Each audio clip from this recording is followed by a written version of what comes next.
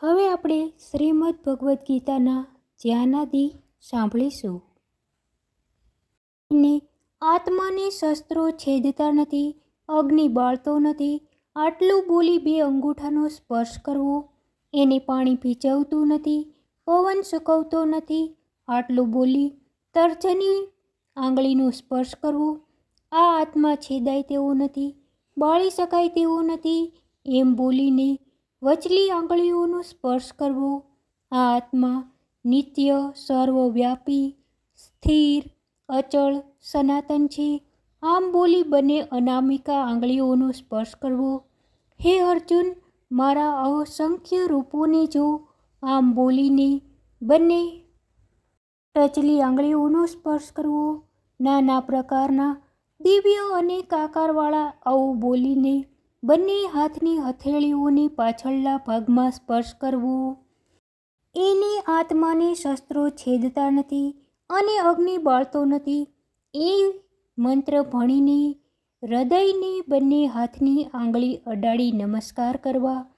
એને પાણી ભીંજવતું નથી, પવન સૂકવતો નથી, આમ બોલી શિરસ્તે સ્વાહા એ મંત્ર ભણીને મસ્તકને બંને હાથની આંગળીઓ અટકાડી નમસ્કાર કરવો. આ આત્મા છેદાય તેવો નથી, બાળી શકાય તેવો નથી, સૂકવાય તેવો નથી, ભીંજવાય તેવો નથી, આમ બોલી શિખાનો સ્પર્શ કરી વસટ એ શબ્દોનો ઉચ્ચાર કરવો. આ આત્મા નિત્ય, સર્વવ્યાપી, સ્થિર, અચળ અને સનાતન છે, આમ બોલી કવચને નમસ્કાર કરી હુમ શબ્દનો ઉચ્ચાર કરવો. હે અર્જુન, તું મારા સેંકડો અને હજાર રૂપને જો, આટલું બોલી નેત્રત્રયને નમસ્કાર કરી વોષટ એ શબ્દનો ઉચ્ચાર કરવો. નાના પ્રકારના દિવ્ય અનેક આકારવાળા, આમ બોલી જમણા હાથને માથા ઉપરથી ફેરવી લાવીને તેના વડે ડાબી હથેળીમાં તાળી વગાડીને અને નમસ્કાર કરીને ઇતિ હૃદયાનિવાસ ઉચ્ચાર કરવો. શ્રી કૃષ્ણ પરમાત્માની પ્રસન્નતા માટે આ ગીતા પાઠના વિનિયોગે વિશેષ ઉપયોગ આપ્યો છે. ઓમ ભગવાન શ્રી નારાયણે પોતાના મુખે અર્જુનને શીખવાડેલી પ્રાચીન મુનિશ્રી વેદવ્યાસે મહાભારતમાં રચેલી અમૃતરૂપી અમૃત વરસાવનારી, જન્મ મરણને મટાવનારી, ઐશ્વર્યવાળા 18 અધ્યાયવાળી હે માતા, હે ભગવદ્ ગીતા, હું તમારું ધ્યાન ધરું છું. વિશાળ બુદ્ધિવાળા, ખીલેલા કમળના પત્ર જેવા નેત્રવાળા હે વ્યાસજી, તમને નમસ્કાર છે. કારણ કે તમે મહાભારત રૂપી તેલ પૂરીને જ્ઞાનરૂપી દીવો પ્રગટાવ્યો છે. શરણે આવનારને પરિજાતક વૃક્ષ સમાન ઈચ્છિત ફળ આપનારા, હાથમાં ચાબુક રાખનારા, ગીતારૂપી અમૃતને દોહનારા, જ્ઞાન સ્વરૂપ એવા શ્રી કૃષ્ણચંદ્રને હું નમસ્કાર કરું છું.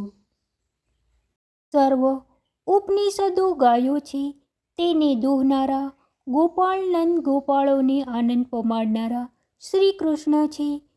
અર્જુન વાછરડો છે અને ગીતારૂપી અમૃત સમાન દૂધ છે. વાસુદેવના પુત્ર કંસ ચારુણ્ય દૈત્યોને મર્દન કરનારા, દેવકીને પરમ આનંદ ઉપજાવનારા, જગતના ગુરુ દેવરૂપ એવા શ્રી કૃષ્ણ મહાત્માને હું નમસ્કાર કરું છું. તેના કાંઠા ભીષ્મ અને દ્રોણ છે, જેનું જળ જયદ્રથ છે, જેમાં ગાંધાર એટલે કે શકુની રૂપી શ્યામ પથ્થર છે, શલ્યથી જે પ્રવાહવાળી છે, અશ્વત્થામા અને વિકર્ણરૂપી જેમાં ભયંકર મગર છે, અને જેમાં દુર્યોધન રૂપી વમળ છે.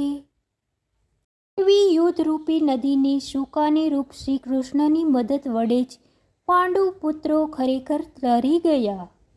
પારાશરના પુત્ર વ્યાસજીના વચનોરૂપી સરોવરમાં ઉગેલું ગીતાના અર્થરૂપી તીવ્ર સુગંધવાળું, જુદા જુદા આખ્યાનરૂપી કેસરવાળું, હરિની કથાના ઉપદેશ વડે ખીલેલું, જગતમાં સત્પુરુષરૂપી ભ્રમરોને નિરંતર આનંદથી તેના રસનું પાન કરેલું છે.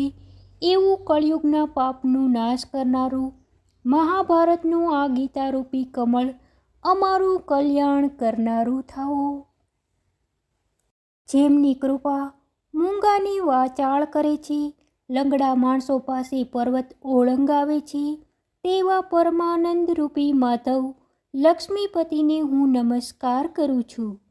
બ્રહ્મા, વરુણ, ઇન્દ્ર, રુદ્ર અને મરુત વગેરે દેવો જેમની દિવ્ય સ્ત્રોતોથી શ્રુતિ કરે છે, સામવેદનું ગાન કરનારા મુનિઓ અંગો પદ ક્રમ એ ઉપનિષદો સહિત વેદો વડે જેમનું ગાન કરે છે, અને યોગી પુરુષો પરમાત્માના ધ્યાનમાં રહેલા મન વડે જેમના દર્શન કરે છે, અને જેમના અંતને દેવો અને અસુરો જાણતા નથી, તે દેવને હું નમસ્કાર કરું છું.